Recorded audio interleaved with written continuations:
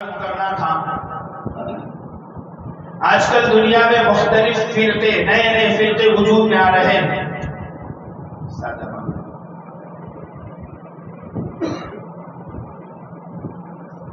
اور یہ فرقوں کا وجود میں آنا یہ کوئی نئی بات نہیں ہے۔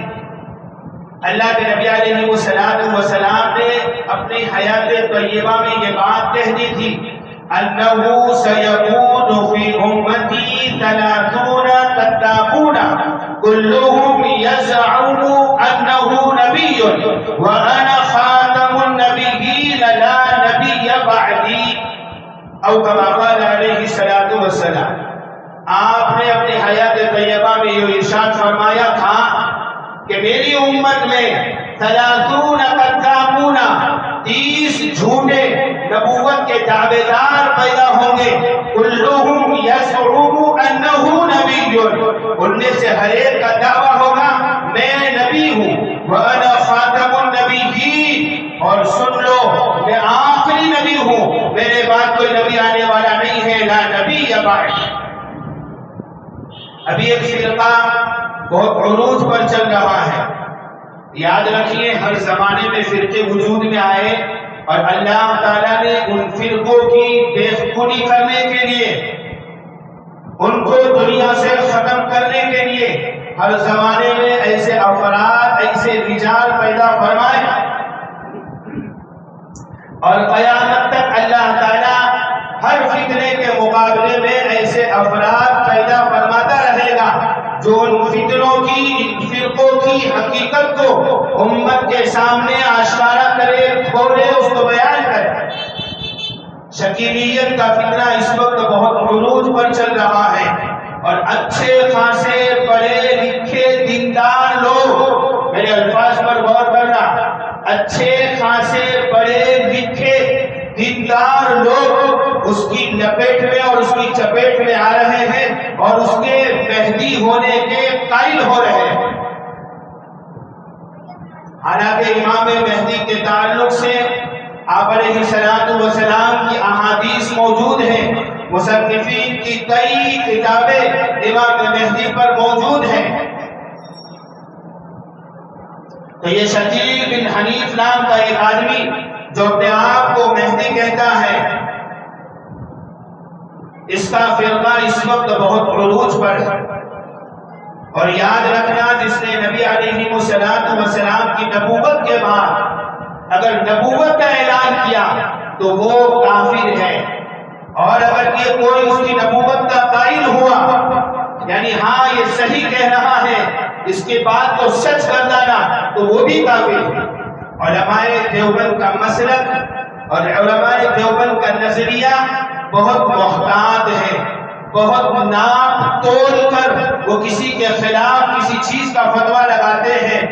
دنیا میں اور بھی بہت سارے فرقے ہیں، ان کے کسی بھی فرقے کے بارے میں جو نام نہاد اور مشہور فرقے ہیں، میں نام لینا نہیں چاہتا، کسی کے بارے میں علماء دیوبند کا آپ کو کفر کا فتویٰ نہیں ملے گا۔ گمراہ، ضالہ، راہ راست ہٹے ہوئے، راہ راست سے بھٹکے ہوئے، یہ علماء دیوبند کے فتاویٰ میں ملے گا۔ حالانکہ کچھ فرقے ایسے ہیں جو ہمیں کافر کہتے ہیں، کوئی اعتراض نہیں، اللہ جانتا ہے ہم کون ہیں۔ ہاں، کل ایک صاحب کے بارے میں پڑھ رہا تھا، صحابہ کی شان میں، نبیوں کی شان میں سراسر انہوں نے گستاخانہ کلمات کہے ہیں، اور غزوہ احد میں شہید صحابہ کو انہوں نے مال کا حریص اور لالچی کہا ہے۔ حالانکہ مال کی حرص انسان کی دکھتی نہیں ہے، وہ تو دل کی کیفیت کا نام ہے، اور دل کی کیفیت اللہ کے علاوہ کوئی جانتا نہیں ہے۔ تو کیسے پتا چلا ان کو؟ اور وہ تو صحابہ کی دنیا سے جانے پہ 1200-1300 بعد پیدا ہوئے ہیں، تو 1200-1300 سال بعد ان کو صحابہ کے دل کی کیفیت کیسے پتا چلی؟ تو ان کے بارے میں جب میں علماء دیوبند کے فتاویٰ پڑھ رہا تھا تو اس میں بھی لکھا تھا کہ ان کے بارے میں بھی علماء دیوبند نے کفر کا فتویٰ نہیں دیا۔ یہ کہا ہے کہ وہ ضالہ ہے، گمراہ ہے، راہ راست سے ہٹے ہوئے ہیں۔ کوئی اگر ان کا فالوور ہے، ان کو فالو کرتا ہے، تو جو اچھی باتیں ہیں ان کی، اس میں ان کو فالو کریں، جو گمراہی کی باتیں ہیں اس سے اپنے آپ کو بچائے۔ بہرحال تو یہ شکیلیت کا فتنہ یا اس طریقے کا اور کوئی بھی فتنہ آ جائے، اب شکیلیت کیا ہے وہ ایک لمبا موضوع ہے۔ میں نے مختصر عرض کر دیا کہ وہ اپنے آپ کو اس زمانے کا نبی کہتا ہے۔ تو کوئی بھی ایسا فتنہ، ابھی 2-3 دن پہلے مجھے یاد آیا، مغرب کے بعد کھڑا تھا، ایک صاحب آئے، مصنی ہے اپنے نام میں نے پوچھنا بھول گیا، مجھ سے کہنے لگے ایک فرقہ ہے کہ لوگ آتے جاتے رہتے ہیں، میں ان کو دیکھتا ہوں، ملاقات میں ہوئی کئی لوگوں سے ان نے میری، تو کہنے لگے کہ وہ لوگ کہتے ہیں کہ آپ ہم میں آ جاؤ، آپ ناپاک ہو اس لیے آپ کو نماز پڑھنی پڑتی ہے، ہم پاک ہیں اس لیے ہمیں نماز نہیں پڑھنی پڑتی، ہم معرفت والے ہیں۔ وہ کہنے لگے کہ وہ کہہ رہے تھے ہم معرفت والے ہیں۔ اچھی بات ہے معرفت والے ہو، میں نے کہا اس روئے زمین پر معرفت کا مطلب ہوتا ہے اللہ کا تعلق۔ میرے محبوب سے زیادہ اللہ کی معرفت کسی کو نہیں ملی۔ میرا محبوب زندگی کے آخری سانس میں پاؤں گھسیٹتے گھسیٹتے نماز پڑھنے جا رہا ہے، تو نعوذ باللہ کیا میرا محبوب بھی ناپاک تھا کہ اسے نماز پڑھنی پڑی؟ عجیب طرح کے لوگ کچھ بھی بیان کرتے، کچھ بھی عقیدے گھڑ لیتے، یہ کوئی عقید دلیل دو تو اسی دو کہ سامنے والا سوچنے پر مجبور ہو جائے کہ ہاں یہ کوئی دلیل ہے۔ نماز اس وقت تک پڑھنی پڑتی ہے جب تک معرفت نہ مل جائے، معرفت مل جائے پھر نماز معاف ہے۔ تو معلوم ہوا نعوذ باللہ میرے پیغمبر کو زندگی کے آخری سانس تک اللہ کی معرفت نہیں ملی تھی، صحابہ کو زندگی کے آخری لمحات تک معرفت نہیں ملی تھی۔ وہاں عمر فاروق کو خنجر لگے ہوئے ہیں، 3 دن بھر بے ہوش پڑے رہتے ہیں، نماز کا وقت آتا ہے لوگ بیدار کرتے ہیں، اس وقت کبھی زبان سے کلمات ادا ہوتے ہیں، ہاں جو نماز نہ پڑھے اس کا اسلام میں کوئی حصہ نہیں، اور تم کہتے ہو معرفت مل گئی نماز معاف ہو گئی۔ تو یہ مولوی میں یہ فرقہ بہت عروج پر ہے، اور آپ کو اس کا ایڈریس بھی دے دوں، یہ زمزم اور شالمار جو ہے اس کے سامنے چائے کا ایک اڈا ہے، وہاں ان کا ایک ٹولہ رہتا ہے۔ بہت سال پہلے ہمارے مصلی ہے، اللہ ان کو جزائے خیر دے، میں 3 دن کی جماعت میں گیا تھا یہاں امبوجواڑی میں، تو موسیٰ مسجد ہے وہاں بالکل ایک دم کونے پر، وہاں ان کا گھر ہے۔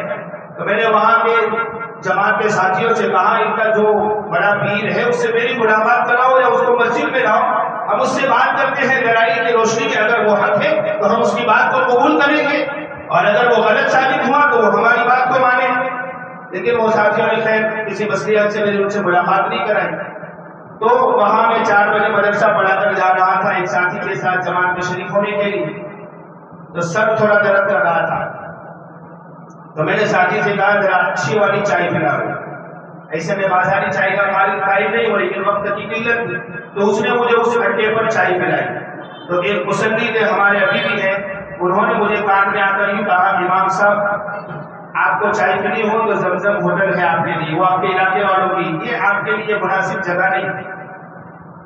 اس کے بعد اللہ کے شکر سے میں کبھی گیا بھی نہیں، لیکن انہوں نے کیوں کہا وہ مجھے اس وقت تو محسوس نہیں ہوا، لیکن جب بار بار میں آتا جاتا رہا تب مجھے پتا چلا کہ وہ بڑے میاں نے مجھے یہاں آنے سے کیوں روکا تھا۔ چرس پی رہے ہیں اور اپنے آپ کو کہہ رہے ہیں ہمیں معرفت ملی ہوئی ہے، ہم خلیفہ ہیں، تو وہ اڈا ہے وہاں ان کا۔ ایسے لوگوں سے ہوشیار رہے، دنیا کی چوپڑیاں 2-4 زیادہ بکس پڑھ لیتے ہیں، ایسے لوگوں کو وہ اپنے گرفت میں نہیں لیتے، کیونکہ آج کل ہر آدمی سہولت تلاش کرتا ہے، ہر چیز میں سہولت اور ماڈرن چیزیں۔ حالانکہ اسلام میں ماڈرن کچھ بھی نہیں ہے، اسلام جب آیا تھا اور جب تک رہے گا تب تک ماڈرن ہی ہے، اس میں کسی طرح کی رد و بدل کی تبدیلی کی ضرورت نہیں ہے۔ اس لیے کہ اللہ تعالیٰ نے اسلام کو قیامت تک کے لیے چلانے کا فیصلہ کیا ہے۔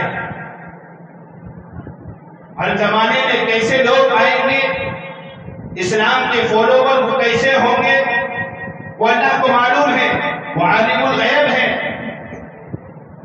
اللہ تعالیٰ نے اسلام مذہب کو اس طریقے سے بنایا ہے کہ اس میں کوئی بھی نئی چیز داخل کرنے کی ضرورت نہیں ہے۔ تو بہرحال اس طرح کے بہت فتنے اور بہت فرقے ہمارے درمیان میں جنم لیتے ہیں، وجود پذیر ہوتے ہیں، اور کچھ تو ایسے ہوتے ہیں کہ جو میری طرح ایک دم صوفیانہ لباس پہن کر ہماری صفوں میں صف اول میں نماز پڑھتے ہیں، سالہ سال تک ہمارے ساتھ رہتے ہیں، ہماری دعوتیں کرتے ہیں، علماء سے اور دیندار لوگوں سے اپنا تعلق قائم کرتے ہیں، اور جب ہم ان کا کھا پی کر مست ہو جاتے ہیں پھر وہ اپنی دعوت پیش کرتے ہیں تو ہم مجبور ہو جاتے ہیں، کیا کریں؟ اب کھا کے اتنا بھر لیا ہے، کہاں جائیں گے؟ ایک عربی کا محاورہ ہے الانسان عبد الاحسان، کہ انسان تو احسان کا غلام ہوتا ہے۔ انہوں نے اتنے احسان کر دیے ہیں کھلا کر کے کہ اب نہ چاہتے ہوئے بھی ان کی بات کو تسلیم کرنا پڑتا ہے۔ یہ ان کا ایک طریقہ کار ہے لوگوں کو اپنی طرف مانوس کرنے کا۔ اس لیے اگر کوئی انجان آدمی دعوت دے نہ جائے، اپنے گھر کی چٹنی روٹی کھا لیجیے، اسی میں آپ کے عقائد کی، آپ کے ایمان کی اور آپ کے اسلام کی حفاظت ہے۔ اور کوئی بھی ایسی بات کرے جو ہم نے کبھی اپنے علماء حقہ سے سنی نہیں، فوراً جہاں کہیں بھی ہو اپنے علماء سے رجوع کریں۔ لوگ شبہوں کو شبہات ڈالتے ہیں۔ آپ کو ایک بات عرض کر دوں، مجھے یاد آ گئی، حضرت مفتی سعید احمد صاحب پالنپوری رحمۃ اللہ علیہ،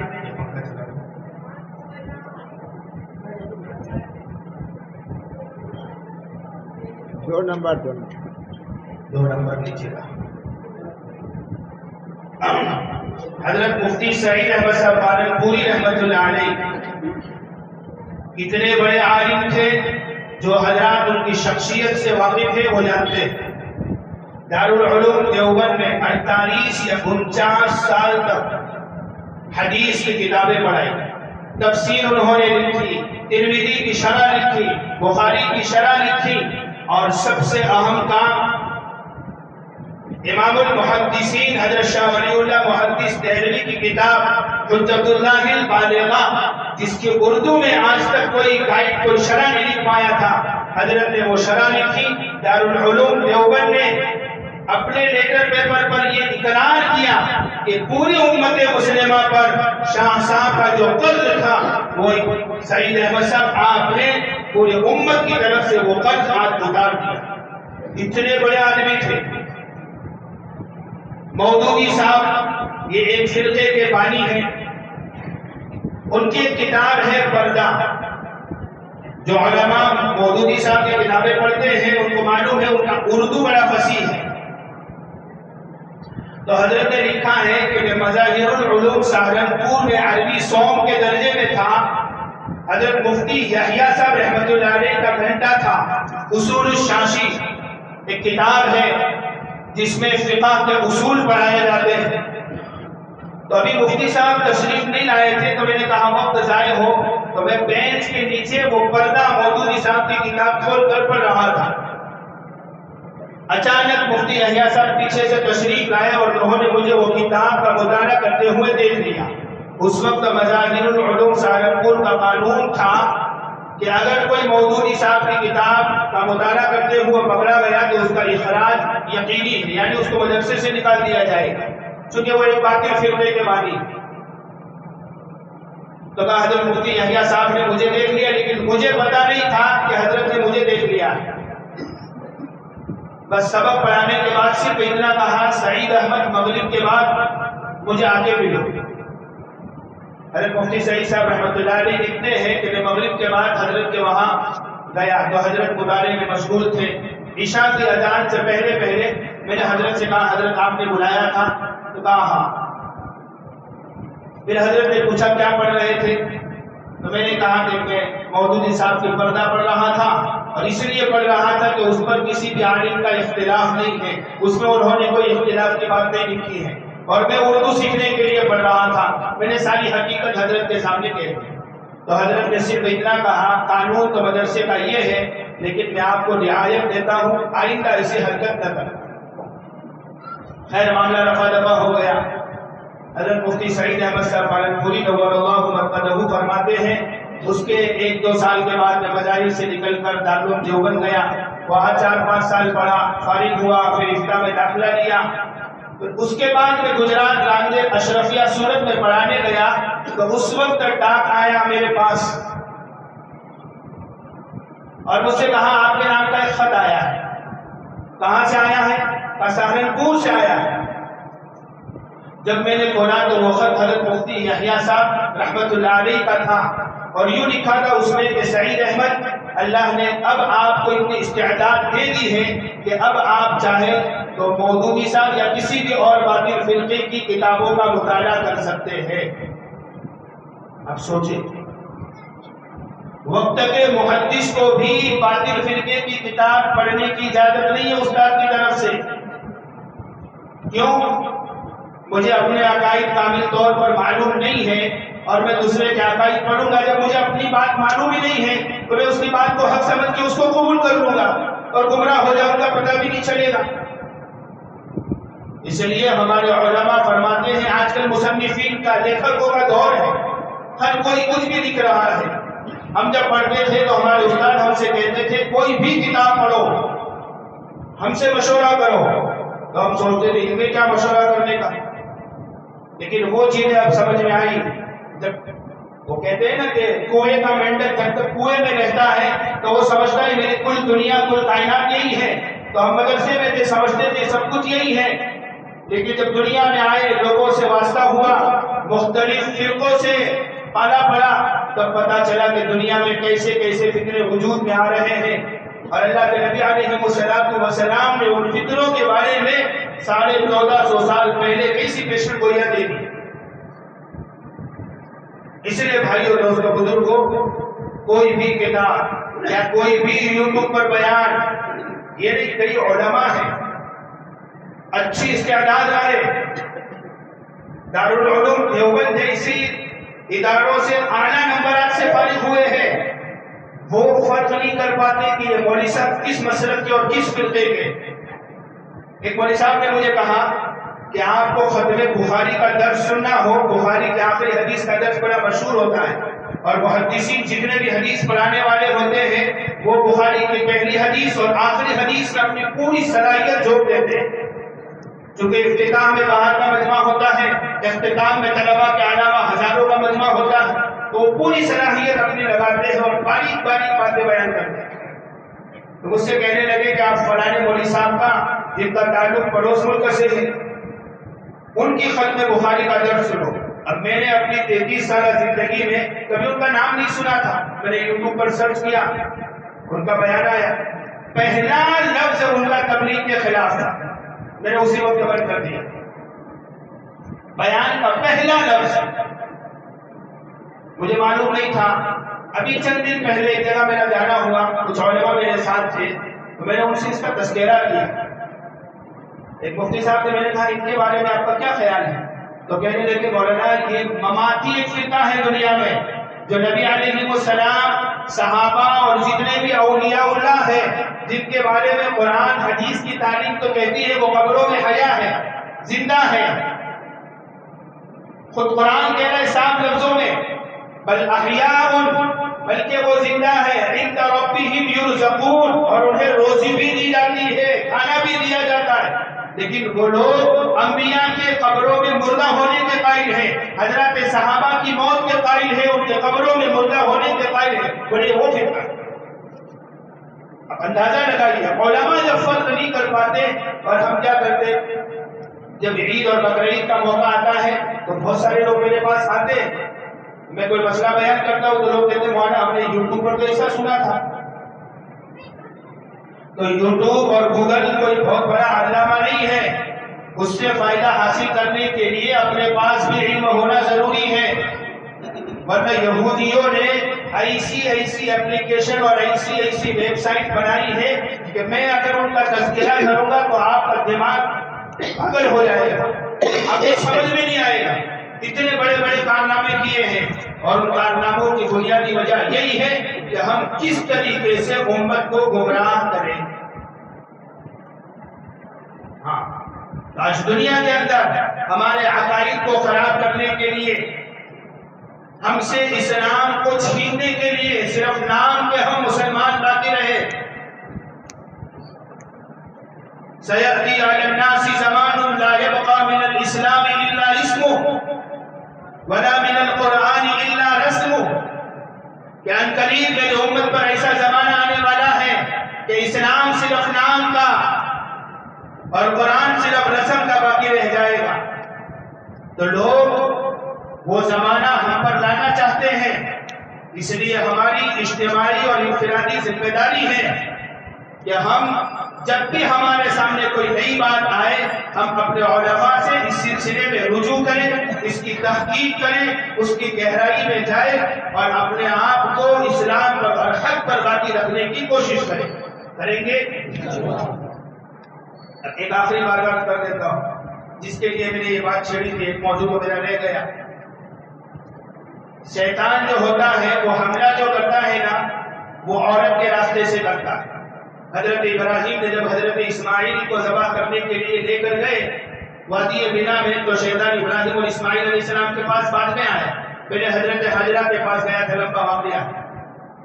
تو یہ باطل فرقے بھی اپنے عقائد کو ہم تک پہنچانے کے لیے عورتوں کا استعمال کرتے ہیں، ہماری عورتوں کی ذہن سازی کرتے ہیں اپنی عورتوں کے ذریعے سے۔ اس لیے اسی سلسلے میں سویرا حال جو ہے، پرچنڈ حال جس کو بولتے ہیں، جو جمعرات آئے گی، اس جمعرات کو 3 بجے سے لے کر 5 بجے تک فتنہ شکیلیت پر بیان رکھا گیا ہے۔ مراد آباد سے بہت بڑے مفتی صاحب جن کو ہندوستان میں اس فتنے کے بارے میں سب سے زیادہ معلومات ہے اور ان کو لقب دیا گیا ہے فاتح شکیلیت کا، حضرت مفتی اسعد صاحب سنبھلی دامت برکاتہ، یہاں تشریف لانے والے ہیں۔ بمبئی میں بھی ایک بڑا پروگرام ہے جہاں علماء دیوبند کے کئی اکابرین آنے والے ہیں، اس کی تاریخ کا مجھے علم نہیں، لیکن یہاں ان کو مخصوص بلایا گیا ہے تاکہ ہماری عورتوں کے ذہنوں میں اگر اس سلسلے میں کوئی خلجان ہے، کوئی اس طرف مائل ہو رہی ہے، تو اس کی ذہن سازی ہو جائے اور اس کا ذہن اور اس کا دماغ صاف ہو جائے۔ اس لیے ہر ساتھی اپنی ماں بہنوں کو جمعرات کے دن 3 بجے سے پہلے اس حال میں پہنچانے کی کوشش کریں۔ ایک ٹاپک جو رہ گیا وہ یہ تھا کہ آج سے دیونان میں ہمارا تبلیغی اجتماع شروع ہو رہا ہے، جمعہ، سنیچر، اتوار۔ مجھے اس پر بھی گفتگو کرنی تھی لیکن وقت بہت زیادہ ہو گیا، اس لیے ہر ساتھی اپنی سعادت سمجھ کے، سال میں ایک مرتبہ یہ اجتماع ہوتا ہے، اللہ والے تشریف لاتے ہیں، پتہ نہیں کس کی زبان میں اللہ وہ تاثیر دے دے کہ اس کی کوئی بات ہمارے دل پر لگ جائے اور ہماری زندگی کی کایا پلٹ جائے۔ بہت ایسے لوگ ہم نے دیکھے ہیں کہ اجتماع میں کس نیت سے گئے تھے لیکن کسی کی بات دل پر اثر کر گئی اور جب آئے تو ان کی زندگی بالکل پلٹی ہوئی تھی۔ اس لیے ہر ساتھی اپنے آپ کا 2 دن کا 3 دن کا وقت فارغ کرے اور وہاں اپنے آپ کو پہنچائے، علماء کی جوتیوں میں اور ان کے قدموں میں اپنے آپ کو دکھائے، تاکہ ہماری آخرت دنیا میں بھی جو ہے، ہماری دنیا بھی بن جائے اور آخرت بھی ہماری سمجھ جائے۔ اللہ تعالیٰ مجھے بھی، آپ حضرات کو بھی باتوں پر عمل کی توفیق عطا فرمائے۔ کبھی کبھی کسی مصلحت سے وقت زیادہ ہو جاتا ہے، اس لیے آپ حضرات سے معذرت چاہیے۔